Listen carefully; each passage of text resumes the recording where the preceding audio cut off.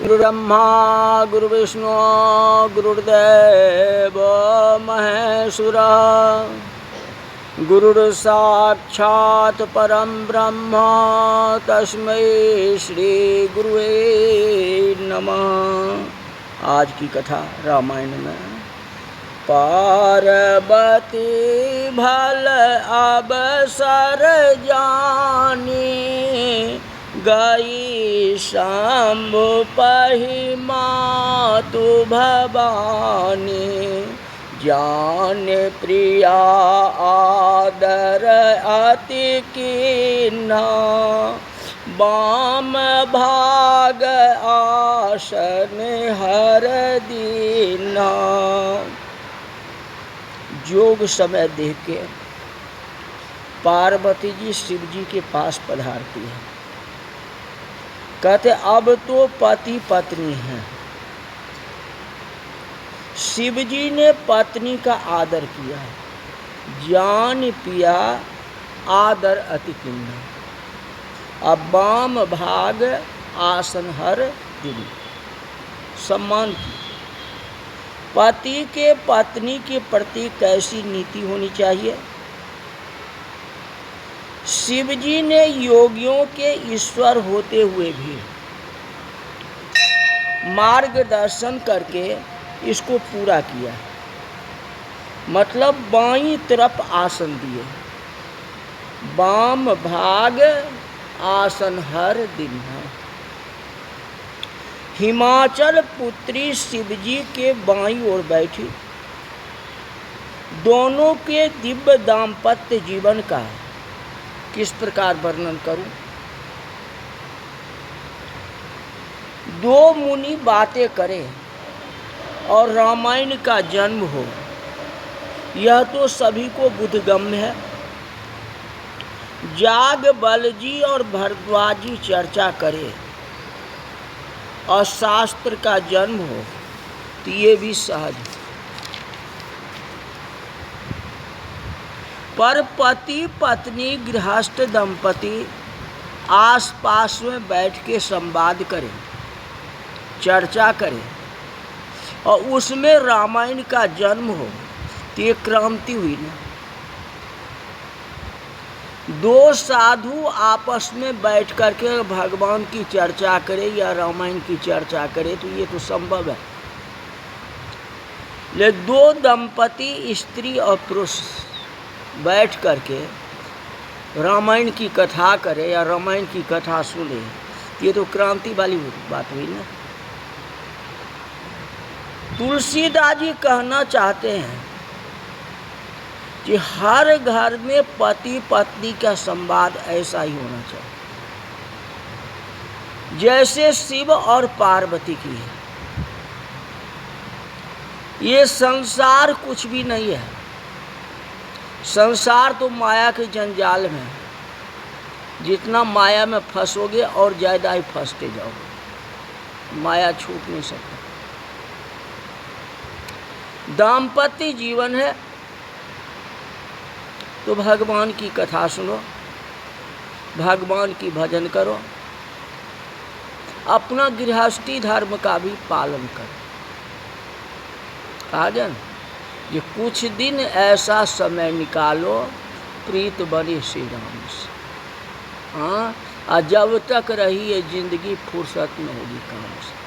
तो दाम्पत्य जीवन है तो उसमें फुर्सत तो होगी नहीं, लेकिन कुछ काल तो बैठ करके राम कथा कर सकते हैं या सुन सकते हैं, जैसे शिव और पार्वती। यह तो इतना अलौकिक लगता है कि पति पत्नी के संवाद से जो रामायण का जन्म होता है। पार्वती थोड़ी देर शिव जी के अलौकिक चेहरा को देखती रही, फिर उनके चरणों में बैठ के कहते हैं कि महाराज, मैं जब से विवाह करके कैलाश आई हूँ तो आज पहली बार आपको इतना प्रसन्न देख रहे हैं। आपकी आज्ञा हो तो मेरे मन में कुछ प्रश्न है। मैं पूछना चाहता हूँ। योग्य समय पर समझदार पत्नी अपने पति से प्रश्न पूछने का निर्णय लेती है। शिव जी ने कहा पूछो। पार्वती ने कहा कि महाराज आपको दुख हो तो प्रश्न न पूछो। शिव ने कहा नहीं पूछो, दुख क्यों होगा। पार्वती ने कहा प्रभु जिसका घर कल्प वृक्ष के नीचे हो उसके पास कभी भी गरीबी या दुख नहीं आती। कल्प वृक्ष के नीचे रहते हुए भी गरीब हो या तो वह कल्प वृक्ष नहीं है या फिर कल्प वृक्ष के नीचे रहने वाले को कल्प वृक्ष का ज्ञान। दो ही बात हो सकती कि छत्र छाया में रहते हुए भी अगर तो फिर कहाँ होगा। आपके रहते में रहते अगर अच्छा गुण नहीं मिले तो भाग्यशाली है। कहते जो प्रश्न पूछो, बात आगे क्यों बढ़ा। पहले में परीक्षा वृत्ति अहंकार ग्रह स्थित, अब एक जन्म बीत गया और इतनी तपस्या कर बड़ी मुश्किल पुनः प्राप्त किया। अब जो पूछती हूँ तो जिज्ञासा से पूछ के साथ संवाद करना चाहता हूँ। शिव जी बोले कि बोलो देवी। पार्वती ने अपने मन में घूम रहा जी से पूछा। पार्वती ने कहा कि महाराज प्रश्न एक है कि और मेरा विवाह आपके साथ हुआ था। हम अगर आश्रम में कथा सुन करके आ रहे थे और मैंने कथा बराबर सुनी नहीं का दर्शन हुआ। मुझे रामचरित पर संदेह हो गया और मैंने सीता का रूप धारण कर लिया, इसलिए आपने मेरा त्याग किया। पिता के यज्ञ में जलकर फिर मैंने हिमालय के घर जन्म लिया और नारद जी को गुरु मान करके कठिन साधना आपको प्राप्त। आप कहते हो कि ब्रह्म राजकुमार का रूप लेकर लीला करने आए, तो मुझे उनकी बचपन की बात बताओ। राज अभिषेक में विक्षम वनवास की दुख कथा कहो। राम वियोग में अवधपति के प्राण छूटने की कथा और भरत जी के भ्राता प्रेम की कथा कहो और सीता जी के अपहरण की कथा,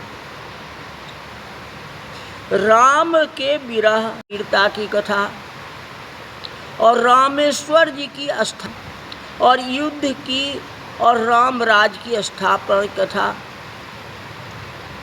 फिर महाराज आपको अनुकूलता हो तो राम जी का स्वधाम गमन कैसे हुआ, इसकी कथा कहो। तदोपरांत ज्ञान भक्ति माया का भेद और भक्ति की प्राप्ति आदि सूक्ष्म प्रश्न की चर्चा करो। पूछने में अगर कुछ तो मुझसे कहना।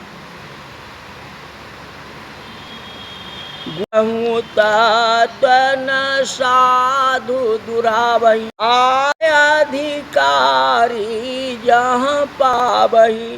गुड़ से गुड़ तत्व को साध छुपाते नहीं। आप एवं जिज्ञासु प्राप्त होता है उसे सभी बता देते हैं। ये मन ही मन हंसते हुए कहते हैं कि देवी प्रश्न में मतलब आप जानकारी है। गोस्वामी तुलसीदास जी श्री रामचरितमानस में लिखते हैं कि पार्वती के प्रश्न को सुन के ऐसे बहुत खुश हुए। ये बहुत अच्छा प्रश्न पूछिए पार्वती ने। हुआ तो इस जन्म में तो ज्ञान पिछले के उपस्थित था, तो इस जन्म में तो कुछ ज्ञान या कोई बात है। कथा यही तक रही। बोले वृंदावन बिहारी लाल की जय।